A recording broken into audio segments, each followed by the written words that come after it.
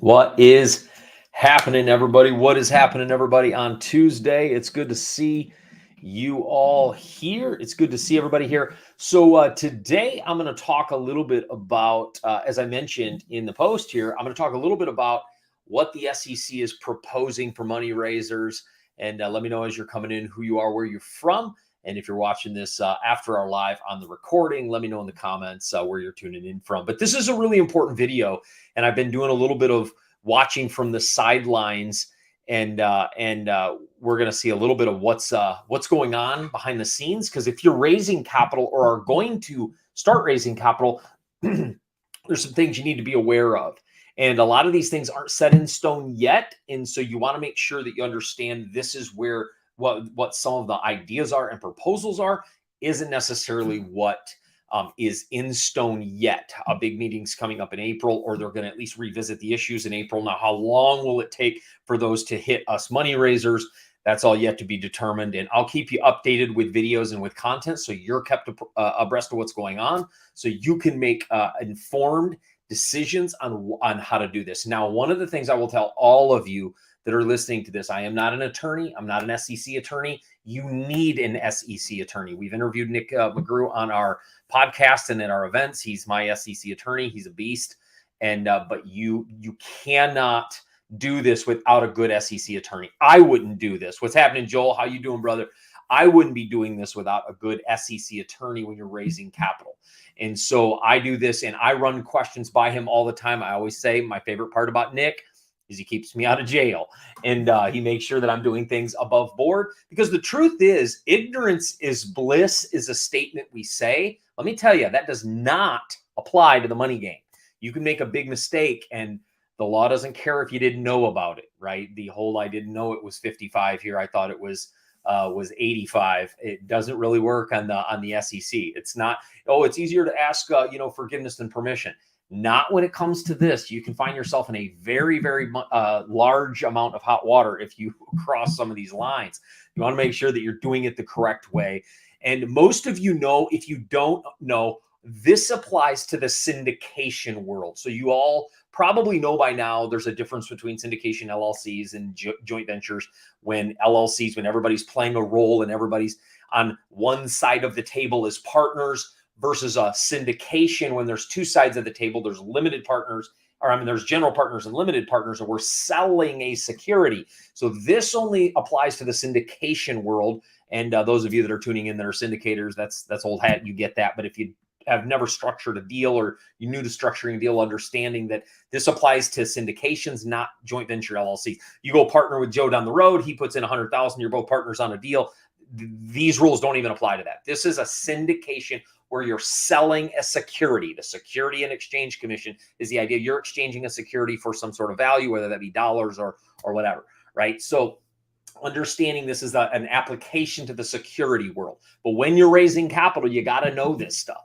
So you understand inside of money raising, inside of the of raising capital, there's Regulation D, or as we just shorten it, Reg D. And under regulations, there's two fund exceptions under the exception clause, 506B, 506C. Well, under those two funds, you can raise capital for what I do is apartment buildings.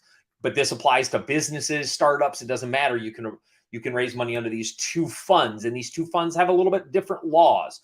The 506B, you have to know everybody or have a pre-existing substantive relationship with everybody you take money from, and they don't have to be accredited, but you can't market the property. 506C, they have to be accredited, but you can market the property. And so there has to be an accreditation process that either their CPA or somebody that knows about their finances has to sign off that they're accredited, and so on. But when you're dealing with accredited investors, there's a definition to that. The definition currently of accredited investor has three strategic things, and they have to have at least one of them. It's a $1 million net worth, not including their personal residence, a $200,000 personal income, or a $300,000 a year household income.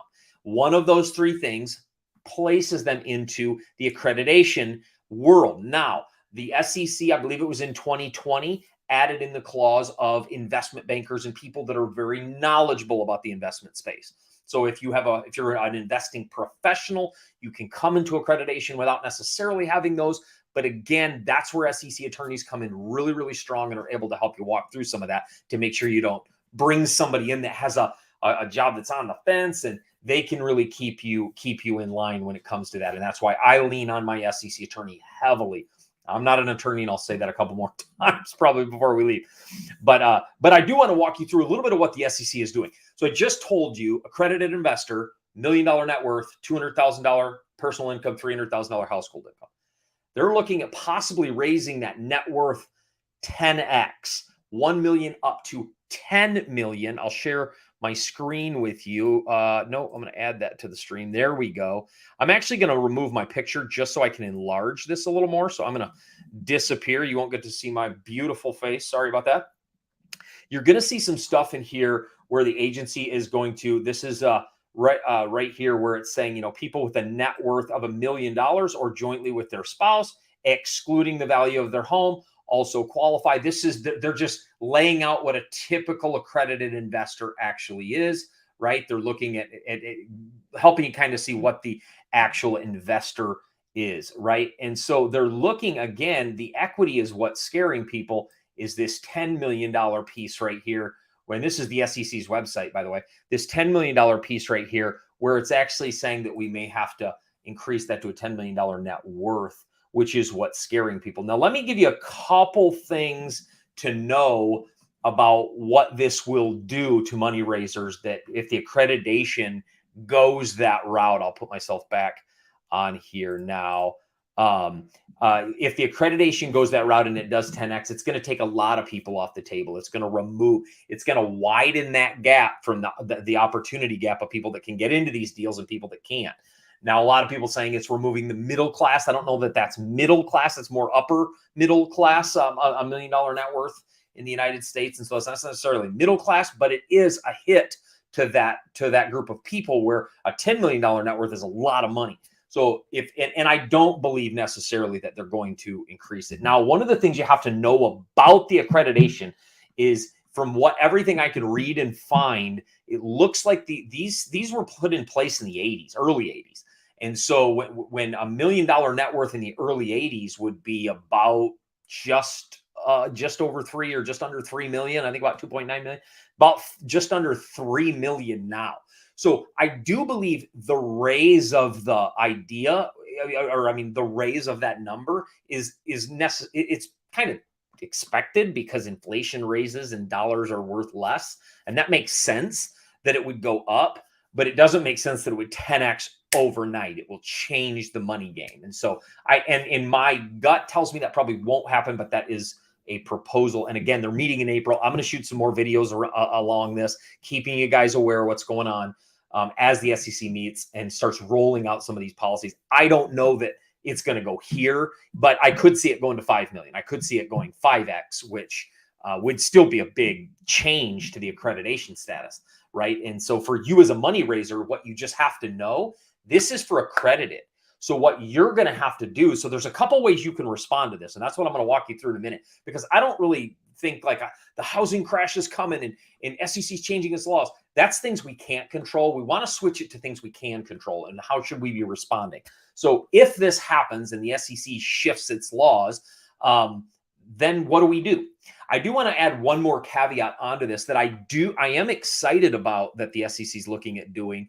And this, again, it's been published in some articles, but it's kind of a little bit on the street. It's still kind of word on the street. It's definitely not gospel yet, but they're talking about adding an education element. So you could actually gain accreditation status through education, like taking a class or taking a course. That's good news because it allows people that don't have the accreditation status get in accredited deals by going through the training and going through the course. Now, I want to pause by saying I don't believe the SEC is evil. I do believe they are trying to protect people from being sold poor securities and taking grandma's last 50 grand and throwing it in real estate or throwing it into a deal that goes away and she loses her retirement. I do believe that's one of the things that the SEC is doing. They're trying to protect people from investments that they don't know what they're getting into. And right. So that's why, I always say as a money raiser, your number one job is an educator. That's my belief about doctors as well. I believe doctors should be educators. We should be teaching people rather than just taking their money and doling out stuff. Right. So that's part of your job as an educator. In fact, it's the primary job, I think, is to teach. And so part of this is we should be educating, but adding that education component is good news because they could go and they could learn, because we want people to be able to essentially see the value of the deal without our coercing or coaching, right? That's really where you don't want to. This is why raising money is not a sales pitch. Believe me, you do not want to be a salesman when you're raising capital, because you'll get yourself in hot water. You want to present the deal, present what you think it will do, and let them evaluate it according to their own finances, right? Well, education allows that. So if they add the educational component in and they add that educational piece, that's good news. That's good news. Now it will change the marketing cycle. And here, this is a key piece. And here's what I mean by this.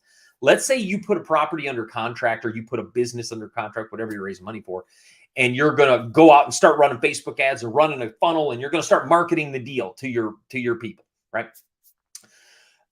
The problem is the educational element. Once somebody hears about your deal, great, but they don't have the accredited investor stats in their personal finances. They got to go take a course. It will probably knock them out for this deal. Just is what it is. They're going to have to go get it. Maybe they'll come in on the next deal, right? And so it's yet to be seen if they do add that educational component. Could that education be provided by the actual operator? I don't know. I'm guessing that they will see that as a conflict of interest, but we'll see what they roll out and if that education piece even makes it into any new laws. And of course, again, I'll keep you updated as things roll out from the SEC. Okay, I'll keep you guys updated on what's going on. So the way we respond, anytime accredited changes are made to accredited investors, we want to strengthen our 506B money raising skills.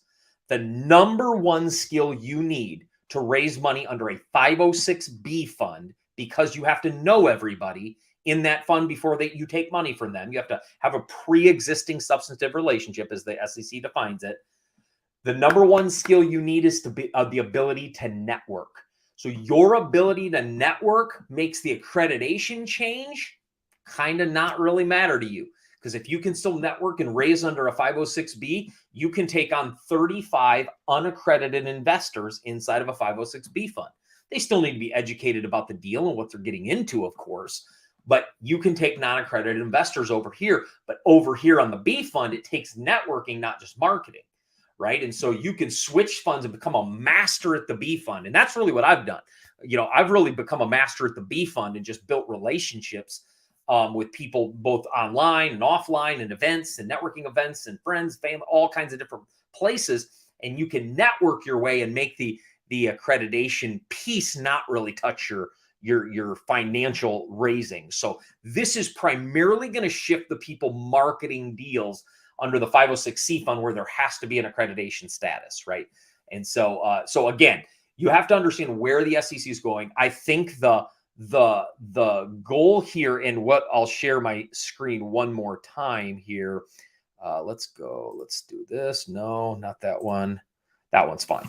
And they say the reason that they're doing this is investors' access, of course, is going to be more constrained. But they make a statement in here where they're seeking to, where is it? I'll find it here in a minute. But they're seeking to protect investors, right? They're seeking to protect investors.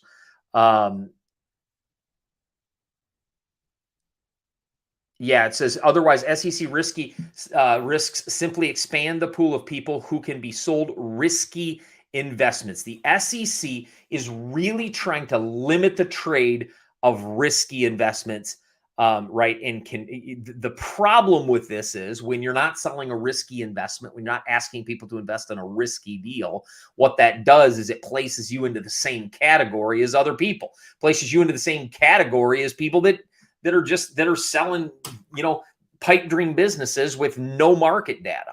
We're raising money for apartment buildings. We have decades and decades and a century of data that literally leads that shows that apartment buildings and in home dwellings have a northeast trajectory. Do they go down and have market slumps? Of course, but it has a massive northeast trajectory. So those laws apply to us as well, even though we're not selling something risky. Now, is there risk in any investment? Come on, obviously, right? And so and again, it says we negotiate disclosure yourself without having the SEC's protection behind you. So basically saying that, in the accreditation status, we basically put the onus on the accredited investor, and they want to raise that number in order to add more. They see that if you're worth more, you probably have a little bit more knowledge around the investing space, so you're harder to be taken advantage of.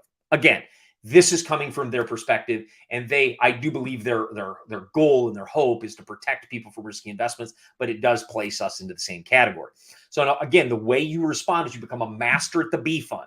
Become a master. And again, the B fund, you can take 35 non-accredited investors, but you do have to have a pre-existing substantive relationship. I'm not an attorney. Don't play one on TV. Make sure you get yourself an SEC attorney. They'll walk you through this. But when you're doing with non-accredited investors, with a 506B fund, you can have non-accredited investors. But when you're dealing with non-accredited, you got to have a relationship with them. In fact, there's a phrase that when you go under contract on a property, your database freezes, meaning you can't build new relationships to take money while under contract and take money for that specific deal. Your database freezes when you go under contract.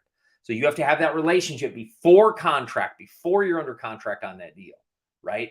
And so again, the SEC is proposing this. Now, again, this is all in proposal stage. They're going to revisit. This is an article straight from SEC's website in February 23.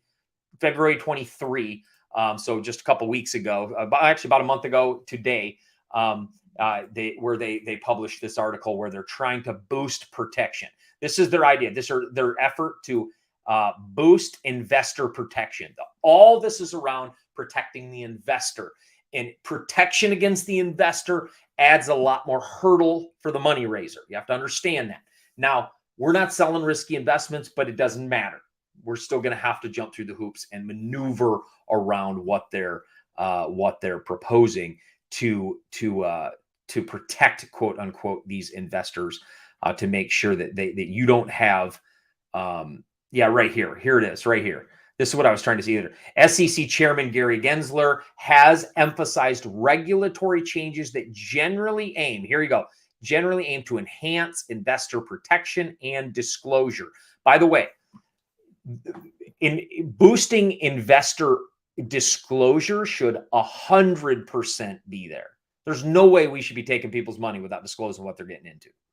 None of you ever. I don't care if it's a bit. I don't care what it is. That's like bragging on the first date that you don't lie. That's kind of expected, right? So investor disclosure, great. I'm all for that because I don't want people being sold risky stuff either. That's obvious. But it's the investor protection piece here that is a instead of putting the onus on us for delivering transparency, they're putting the onus on the investor to be worth more money. And that's where there may be a little bit of a disconnect, and we'll see where the SEC rolls this stuff out. I do like the fact that they're protecting people. I don't want grandma's last 50 grand being thrown into a deal and being lost. That's not why we're in this. We're in this to help and make a difference in people's lives, not the other way around, right? And so we really, really want to help people. And so this is where the SEC is going. I'll take that down. And I just want to come on here again and just give you some prelim stuff you're going to be seeing some more videos on this as they roll out. Last year, we shot some stuff. We talked about, we dodged 3 big bullets from the administration last year on capital gain spike, the 1031, and being able to invest from your IRA. We dodged 3 big bullets in our industry last year because those came at us from our current administration. And so thank God those didn't go through. It would have made a lot harder on us to do our jobs and really help people. And then this could add another layer. It could add another layer. But we want to be of absolute most in high integrity, become really good at that B fund, right? Where you just build relationships. The relationship building never stops ever when you're raising capital. So just become really good at a B fund and then the accreditation isn't hitting you as much. Now, if you're going to do a huge, large B fund where you're going to need more than 35 investors, then you're going to have to switch over to accredited after that, and then these rules will apply. So again, just wanted to bring you a short kind of discussion of what's going on in the proposals, in the proposal right now. And this just was put out a couple weeks ago. We'll let you, of course, there's huge faces equity concerns. So it's huge, right? This is straight from this stuff is taken straight from SEC's site. This is on Bloomberg Law right now on what they're looking at doing. So you have to just understand where it's going so we can respond. Again, I'm truly grateful that some protection for the investors are there, because when we invest in apartment buildings, people ask us this all the time: what's the worst that could happen? Like, the worst that could happen, the economy tanks, we lose all our value. Worst that could happen is a meteorite hits the building and we're not insured. I mean, there's risk in any investment. But disclosing that, I've never found disclosing that to deter investors. I've actually found that it makes people feel very, very secure in their investment. And hey, Tony, what's happening, brother? What's happening? So these changes, raising money in this, especially in the States, we got a couple of Canadians on here. In the States, raising money in the States, you got to understand what the SEC is trying to do. I don't think I don't think they're trying to make it harder. But these laws do, depending on who you talk to. A lot of people think the SEC wants these laws in to discourage people investing in anything but Wall Street. I'll let you make the decision on that. There could be something to that. They want money directed towards Wall Street because that directly impacts the things, a lot of stuff that they're invested in. But because we're mainly in real estate, small business, investing in cash flow, higher cash flow and stuff like, and things that are in essence less risky with a greater track record, there is some hoops we're going to have to jump through. I'll keep you guys posted as soon as I get more information. Like I say, it sounds like there are going to be some meetings in April. And, sometimes the government doesn't move as fast. They're a pretty big organization. So I'll let you know when they do meet, when some stuff rolls out, and I'll keep you posted about what's happening in the SEC space. But you just want to make sure you're aware what's going on and which fund you can use, how you can raise money, and what it does to your business, right? Because we've got to understand this stuff. This isn't the sexy stuff of real estate.